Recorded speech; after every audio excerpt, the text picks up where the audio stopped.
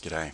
Here's a brief summary of the results from the school-wide survey that was conducted during the Staff Development Day 2013. In 2013, staff were under the impression that the expectations in their classrooms were clearly defined.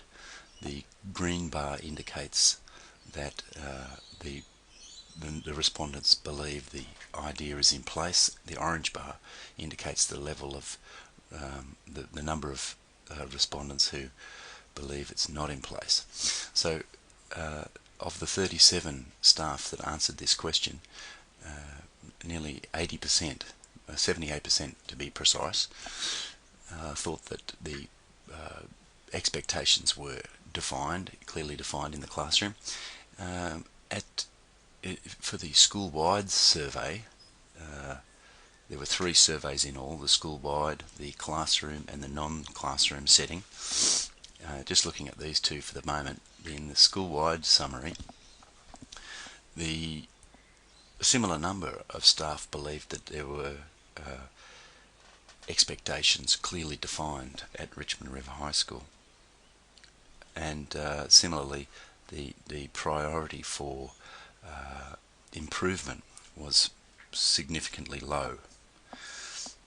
If we look at the idea or the question as to whether or not expectations were taught directly, the general consensus in the whole school setting, was that there was not a great deal of student behaviours taught directly in the whole school setting. Interestingly enough, the majority of respondents to the survey that related to the classroom setting, the respondents' classroom setting, believe that the expectations were taught directly. So we have a situation where people think that the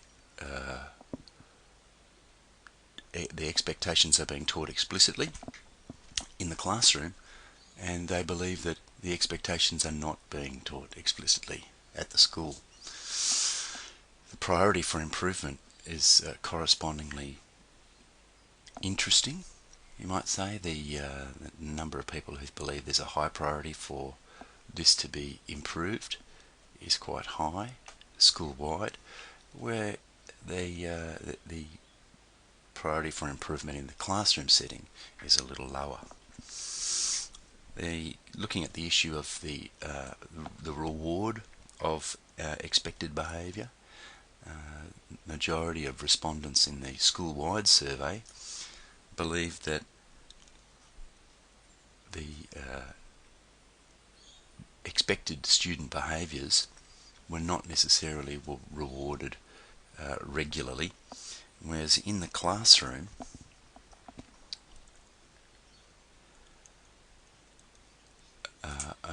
a number more than around half the respondents believed that expected behaviours were rewarded regularly. The priority for improvement, though, for both was indicated to be quite high. So as a result of looking at these figures and considering the